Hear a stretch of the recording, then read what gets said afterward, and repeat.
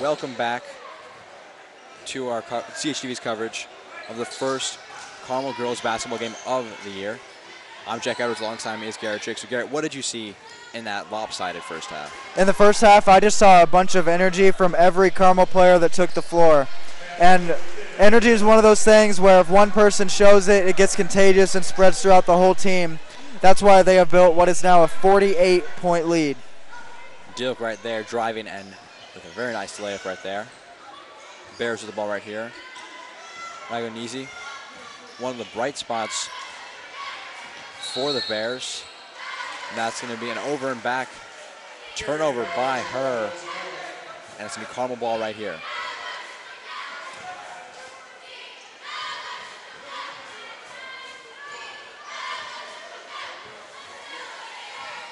Dilk on the ball right now, off of the screen by Smith. Drives, gets the foul, and one. Going to the line in what is now a 50-point lead. Trying to make it a 51-point lead from the line right here.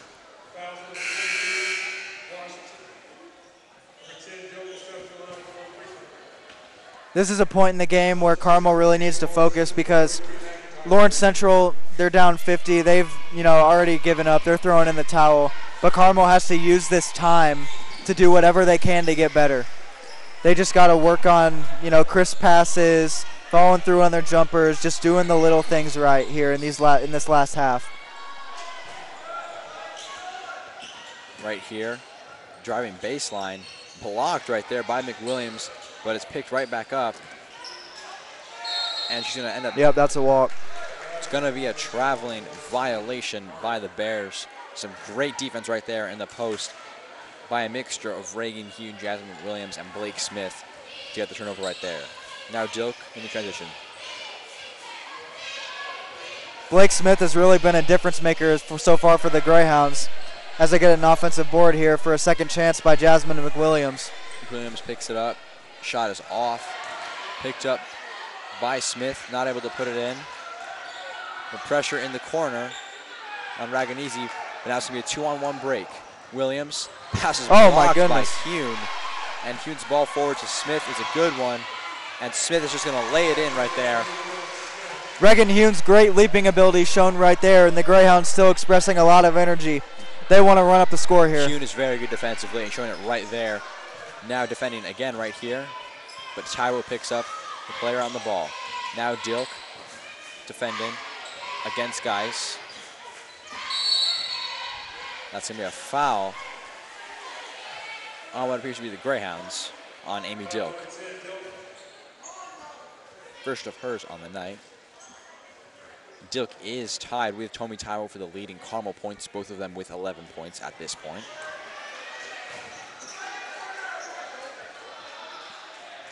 Oh my Ball goodness. Stolen right there. Sloppy play. Hune picks it up and lays it in. I mean, it's just one thing after another. It just makes you wonder what's going through Lawrence Central's head right now. 6 points for Hune now on the night. Into the interior. Shot is blocked by Smith. And McKinstry's going to go to the line to shoot two.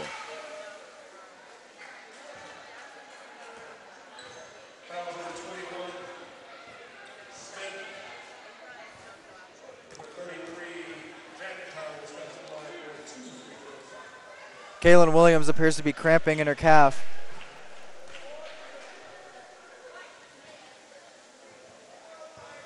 First shot from McKinstry is off. That basically sums up the game for Lawrence Central right there.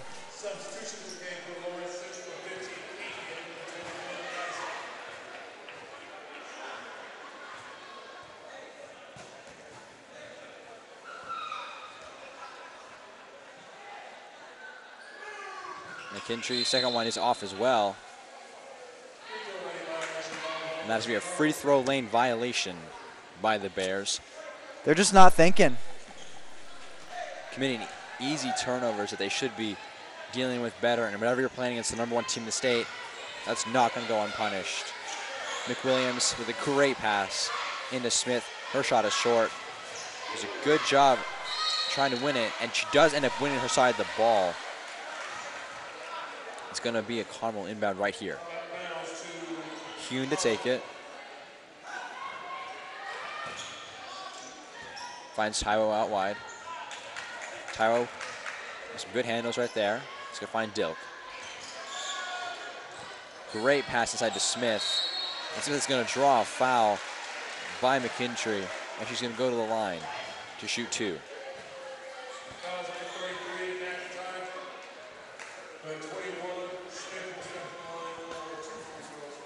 Blake Smith has really been a difference maker in this game. Her size is clogging up the lane on defense, and then on offense, if they're having trouble, they can just throw it down to her in there and let her work. Shot is in. First one by Smith.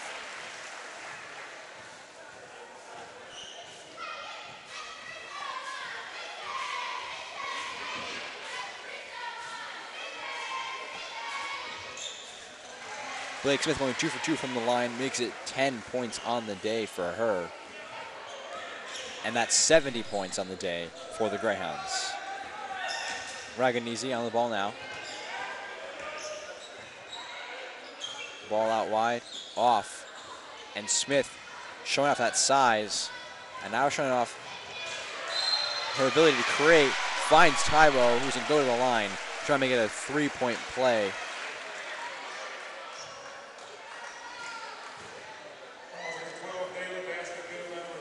That makes Taiwo Carmel's leading point scorer with 13, trying to make it 14 right here.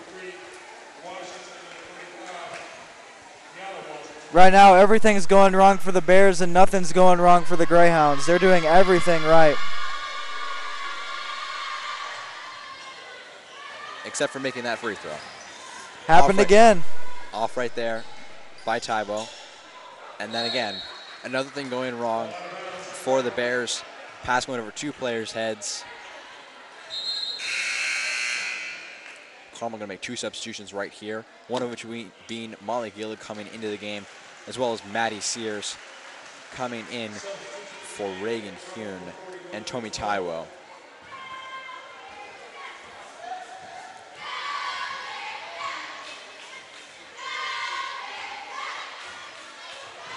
Smith kicks it out wide, back to Dilk.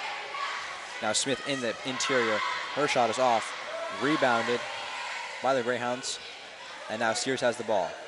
Pass is nearly lost, but a good job by Smith to control it. Finds Dilk. Dilk with some great control right there, and ends up missing the layup. Rebounded by McWilliams, and she finally puts it home, making it 74-13 for the Greyhounds. At this point in the game, there's been a lot of contact with no foul calls, rather, and I think the officials are really going to start laying off their whistles a little bit, just trying to let them play. As I say that, a foul is called, however. Smith coming out of the game, and incoming is another tall player, Mackenzie Wood. That height and length advantage really has been featured in today's game. And that's why the Bears have been limited to just 13 points. And right there, a missed easy layup by Washington, Deanna Washington.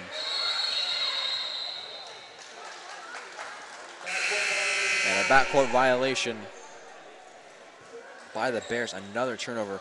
And they have not scored any points in the second half. And we are now just over 4 minutes into the second half. Not something you want to see. Dilk using Gillig. Down into the paint for McWilliams. Williams draws the foul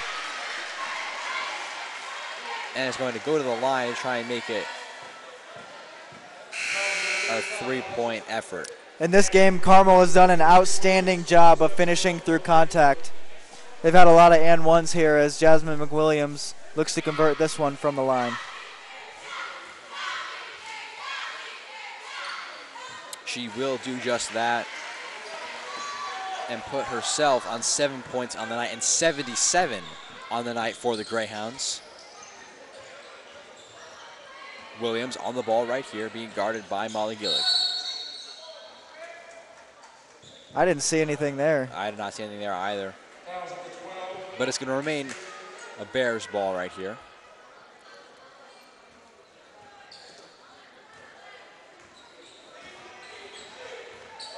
Williams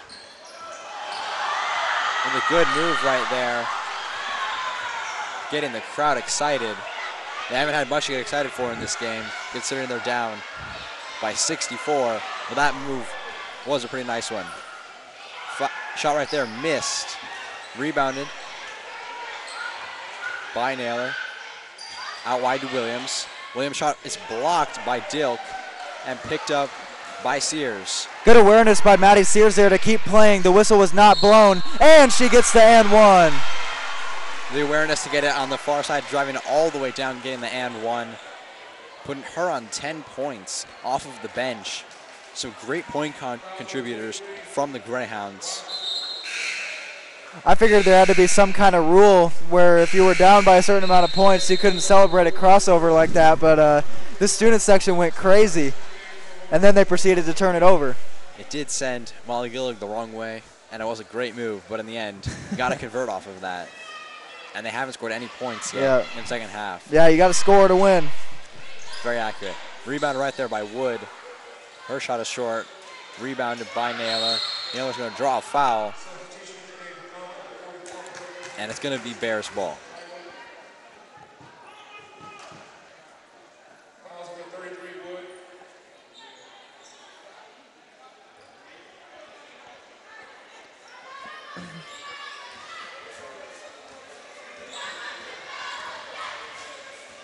Williams driving. It's going to be tipped out by Molly Gillig. Molly Gillig does have 3 fouls. You get 6 though, so she's halfway there, but she'll just have to lay off the aggression a little bit here. Play smart.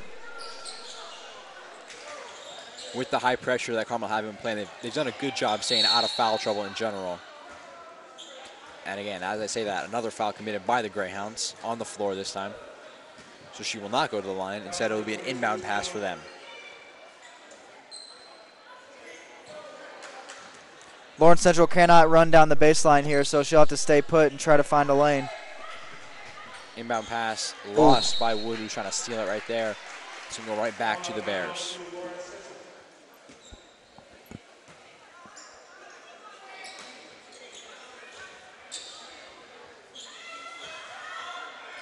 Right there, making up for her mistake. Wood is stealing the ball off of the pass right there. Kicks it out wide to Gillig. Now up top to Taiwo. She's going to find Wood in the paint, and she's going to lay it in. And that's going to be 81-13 for the Greyhounds. And now stolen right there by Taiwo, who is going to lay it in for the easy 2 points with 2 minutes to go in this third quarter. Timeout by the Bears. They need to start sorting things out. Haven't scored in 6 minutes. We will be right back for the rest of the coverage of tonight's game. Welcome back to tonight's coverage of the game. Currently, there are just over 2 minutes left in this game. The score is 83-13 in favor of the Greyhounds. It's Bears ball right here. That was a traveling violation committed by Taylor. Took one too many steps. Now it's going to be Greyhounds ball right here. And if I was Coach Todd Windland at this point in the game, I would go with the bench the rest of the way. The starters put in a great effort tonight, and you don't want to risk any injury. And one of those bench players, Maddie Sears, right there with a great layup.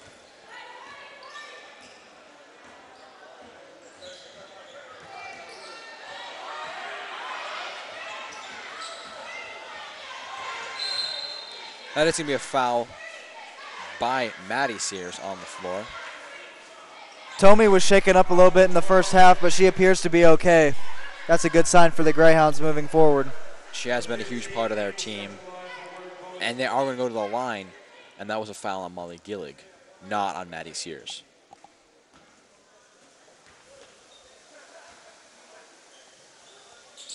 Shot is off.